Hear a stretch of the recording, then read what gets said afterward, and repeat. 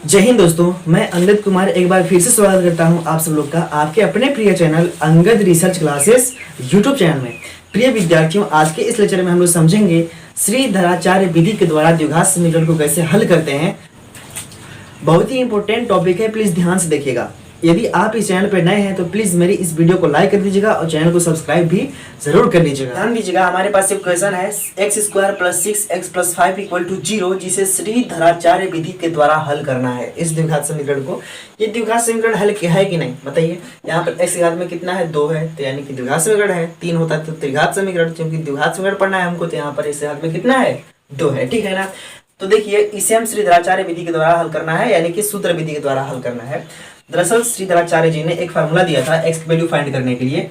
X की मान find करने के लिए हमें क्या दिया था, एक फार्मूला दिया था एक्स की वैल्यू फाइंड करने के लिए। क्या दिया था, -b x = -b plus minus under root में b² - 4ac/2a। क्या 2a पूरे के बटे 2 है। ठीक है ना। इस प्रकार से हमको x की 2 वैल्यू प्राप्त होती है। हम जानते हैं कि अगर x घात में अगर 2 है तो 2 वैल्यू प्राप्त होगी, 3 है तो 3 वैल्यू। इस तरह से तो हमारी x की 2 वैल्यू यहाँ से प्राप्त हो जाती है इस विधि के द्वारा, यानी कि श्रीधराचार्य सूत्र के द्वारा ना। तो ध्यान दीजिएगा, अगर हमको पहली वैल्यू फाइंड करनी होती है तो इसको अल्फा से दिखाते हैं। तो अल्फा से यहाँ पर देखिए 2 वैल्यू है, एक बार प्लस की मान, एक बार माइनस में। एक बार प्लस में मान लेंगे, एक बार माइनस में। जो प्लस में मान लेंगे उसको अल्फा से दिखाएंगे, जो माइनस में लेंगे उसको बीटा से दिखाएंगे। ठीक है ना। तो ध्यान दीजिएगा, इसको हम लिख सकते हैं कि -b प्लस अंडर रूट में b² - 4ac/2a। अगर हमको अल्फा की मान चाहिए, यानी कि एक वैल्यू चाहिए एक्स की, तो इस तरह से हम दिखा सकते हैं, यहाँ पर प्लस में दिखा सकते हैं। अगर बीटा की वैल्यू चाहिए तो -b माइनस दिखाएंगे इस बार, अंडर रूट में b² - 4ac/ कितना 2a। ठीक है ना जी। इस फार्मूले को याद रखना पड़ेगा, यही हमारा श्रीधराचार्य विधि है। सबसे पहले हम क्या करते हैं कि द्विघात समीकरण के व्यापक रूप ax² + bx + c = 0 से तुलना करने पर सबसे पहले लिखेंगे स्टेप कि द्विघात समीकरण का व्यापक रूप ax² + bx + c = 0 से तुलना करने पर। इसका तुलना करेंगे तो हमारा, जब हम तुलना करेंगे तो a के स्थान पर क्या है, a के स्थान पर कुछ नहीं है। तो देखिए a के स्थान पर 1 है, कितना, a = 1। a के स्थान पर हमारा 1 है।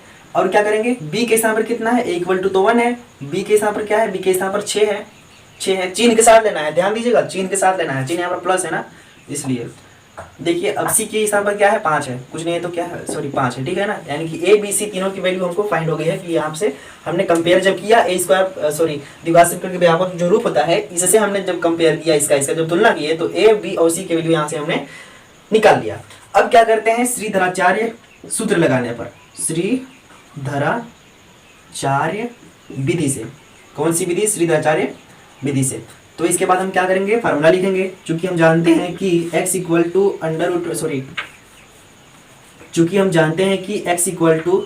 -b plus minus under root में b² - 4ac/2a, इतना लिखेंगे। फिर क्या लिखेंगे, x = -b, तो माइनस ऑलरेडी लगा हुआ है। इसके बाद b के स्थान पर क्या है, 6 है, तो हमें 6 रखना है।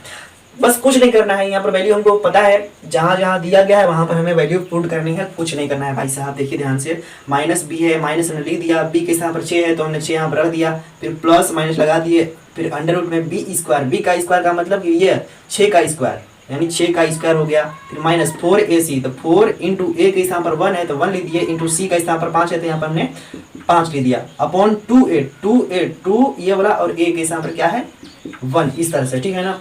अब ध्यान दीजिएगा, -6 प्लस माइनस अंडर रूट में क्या, 6 का स्क्वायर 36 माइनस 4 × 5 = 20 अपॉन 2 एकम 2, इस तरह से। ठीक है ना, हुआ ना। अब एक काम करते हैं, 36 में से हमको 20 घटाना है, 36 में से भी 20 घट रहा है, तो सबसे पहले इसको घटा ही लीजिए, इसके बाद आगे बताते हैं। तो -6 प्लस माइनस अंडर रूट में क्या होगा, 36 में से जब 20 घटाएंगे तो यहाँ पर क्या बचा, कितना बचा जी, 16 बचा ना, 16 बचा, अपॉन बट्टे में क्या होगा, 2। यहाँ पर x की वैल्यू आ रही है, किसकी वैल्यू आ रही है, x की वैल्यू यहाँ से फाइंड होती जा रही है। अब देखिए वर्गमूल निकालना है, रूट में 16 है तो 16 की वर्गमूल कितनी होती है, 16 की वर्गमूल होती है 4। कितना होती है, 4। निकालने आता है ना वर्गमूल जी, 16 का वर्गमूल 4 होता है। इसको सब 2 से काटिए, जब 2 से काटेंगे तो 8 बार में गया, 2 से काटेंगे 4 बार में गया, 2 से काटेंगे 2 बार में गया, 2 से काटेंगे 1 बार में गया। तो द्विघात समीकरण है। अगर वर्गमूल निकाल रहे हैं तो वर्गमूल में 2 का जोड़ा बनाकर बाहर निकालेंगे। तो 2 में से एक ठे बाहर निकला, 2 में से एक ठे बाहर निकला, एक जोड़ाइए एक जोड़ाइए, दोनों में से एक बाहर, तो अब दोनों का गुणा करवा देंगे। 2 दूना कितना हो गया 4। इस तरह से हमारा 4 इसका वर्गमूल मिल गया, ठीक है ना। तो 16 का वर्गमूल कितना हो गया 4। भूलिएगा मत, कोई दिक्कत होगा तो कमेंट में बताइएगा। -6 प्लस माइनस और 16 है ना, तो 16 की वर्गमूल कितना हो गया 4/2। इस तरह से अभी इतना आया है, x की वैल्यू इतना मिली है। अब एक काम करते हैं, x की हमको 2 वैल्यू प्राप्त होती है ना जी, एक बार अल्फा एक बार बीटा के रूप में, तो अल्फा के रूप में बीटा के रूप में। जब एक बार प्लस का चिन्ह लेंगे यहाँ से तो अल्फा आएगा, यानी कि x की पहली वैल्यू। अगर हम माइनस लेंगे वैल्यू तो बीटा आएगा, यानी कि x की दूसरी वैल्यू ना। तो एक काम करते हैं, तो अल्फा इक्वल टू हम क्या लिखेंगे, अल्फा इक्वल टू हम लिखेंगे प्लस चिन्ह लेकर के, यानी कि हम ऐसे भी लिख सकते हैं कि पॉजिटिव या धनात्मक चिन्ह लेने पर ऐसे लिख सकते हैं आप लोग एग्जाम में कि धनात्मक चिन्ह लेने पर, जब धन चिन्ह लेंगे पॉजिटिव चिन्ह लेंगे तो हमारे x की वैल्यू क्या मिलेगी, x या अल्फा कोई भी दिखा सकते हैं आप, ठीक है ना। तो -6 ये, फिर प्लस 4 अपॉन क्या है 2। अब -6 में +4 जोड़ेंगे तो कितना आएगा -2/2 इक्वल टू, अब 2 में 2 से भाग दीजिए कितना बचेगा -1, कितना -1। तो x की वैल्यू कितना हुआ -1। इस तरह से कोई दिक्कत नहीं। अब काम करते हैं, नेगेटिव चिन्ह लेने पर यानी कि ऋणात्मक चिन्ह लेने पर जब लेंगे तो क्या होगा, तो x की वैल्यू हमारी क्या मिल जाएगी, ऋणात्मक चिन्ह लीजिए तो -6 -4 इक्वल टू कितना 2 इक्वल टू -6 -4 कितना हो गया -10 हुआ अपॉन 2। -10 में जब 2 से भागेंगे तो हमारा कितना आएगा 5, माइनस में 5, ठीक है ना। तो x की वैल्यू कितना हो गया -5।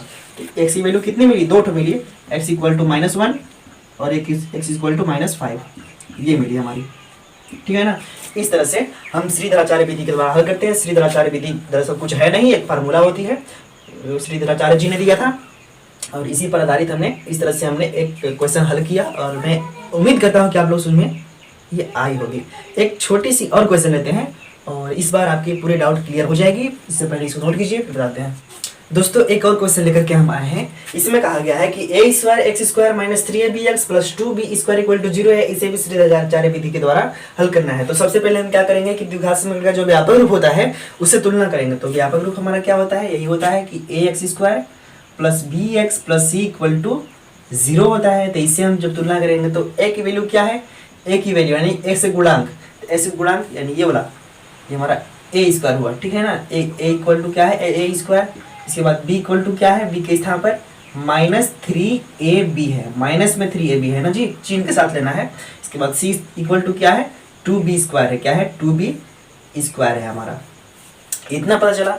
इसके बाद हमको श्रीधराचार्य लगाना है। तो हम जानते हैं कि x इक्वल टू, आप सबसे पहले लिखेगा कि श्रीधराचार्य विधि से, इसके बाद x इक्वल टू इसके बाद x equal to -b plus minus √ में b² -4ac अपॉन 2a, इस तरह से लिखेंगे। फिर x equal to -b, minus तो ऑलरेडी है यहाँ पर, तो b के स्थान पर क्या है -3ab है वहाँ पर, फिर प्लस माइनस √ में b², b के मतलब कि -3ab का होल स्क्वायर, फिर -4ac है तो 4 × a का वैल्यू कितना है a² है, इंटू c का स्थान पर क्या है 2b² है, इतना है, ठीक है ना जी। अपॉन पूरे की वैल्यू नीचे क्या है 2a है, a का मतलब कि a², इतना समझे। अब क्या हम करते हैं, माइनस से गुणा करवाएंगे तो यहाँ पर प्लस में क्या हो गया 3ab हुआ, फिर प्लस माइनस √ के अंदर क्या हो गया, इसका स्क्वायर हो गया, 3 माइनस का स्क्वायर कितना हो गया प्लस हो गया रूट के अंदर, अब 3 का स्क्वायर क्या हो गया 9, a का स्क्वायर a², b का स्क्वायर b², यहाँ से, ठीक है। फिर माइनस, अब देखिए गुणा करवाइए तो क्या हो गया 4 × 2 = 8, यानी 8a² b², 8a² b², इस प्रकार से हुआ। और नीचे क्या हो गया 2a², इस तरह से, ठीक है। अब ध्यान दीजिएगा 9a² में से 8a² b² जो घटाएंगे तो हमारा क्या बचेगा 3ab प्लस माइनस √ में 9a² b² में से 8a² b² निकालेंगे तो हमारा एक ठो a² b² बचेगा, ठीक है ना, अपॉन नीचे 2a², इस तरह से। अब ध्यान दीजिएगा इसको अगले स्टेप में क्या करेंगे कि 3ab प्लस माइनस इसका वर्गमूल निकाल लेते हैं। जब इसका वर्गमूल निकालेंगे तो हमारा क्या होगा, इसका हम इसको ऐसे भी लिख सकते हैं, जो रूट के अंदर ये वाला है इसको हम ऐसे भी लिख सकते हैं, जो ए स्क्वायर बी स्क्वायर है ना, इसको हम लिख सकते हैं ए बी का होल स्क्वायर, पूरे का होल स्क्वायर। अब पूरे का वर्गमूल है तो देखिए इससे ये वाला करड़ी से स्क्वायर हट जाती है हमारी, कि ए बी बचेगा, ठीक है ना। तो यहाँ पर क्या हो गया, ए बी। अब ध्यान दीजिएगा, इसे हम लिख सकते हैं ए बी का होल स्क्वायर और इसके ऊपर रूट अपॉन 2a स्क्वायर, इस तरह से। फिर देखिए 3ab प्लस माइनस, देखिए स्क्वायर से हमारा रूट हट जाएगा, हटेगा तो हमारा ए बी बचा, ए बी अपॉन बटे में 2a स्क्वायर, इस तरह से, ठीक है ना। अब ध्यान दीजिएगा, यहाँ पर x की वैल्यू इतना फाइंड हुई। चूंकि हमें x की दो वैल्यू इस पर मिलती है सीधाचार्य विधि से, तो एक को अल्फा कहते हैं और दूसरे को बीटा कहते हैं ना। तो अल्फा की वैल्यू कितनी रहेगी, ये रहेगी 3ab plus A B upon 2a square, ठीक है ना। ये हमारी अल्फा की वैल्यू निकल करके सामने आई। अब इसे हम क्या कर सकते हैं, देखिए 3ab प्लस ए बी जब जोड़ेंगे तो कितना होगा 4ab अपॉन 2a स्क्वायर, या फिर इसको ऐसे लिख सकते हैं, यहाँ पर देखिए a से a कैंसिल हो गया और 2 से 2 कटा दो बार में, ठीक है ना। तो यहाँ पर हो गया 2b अपॉन a, क्या आया 2b अपॉन a।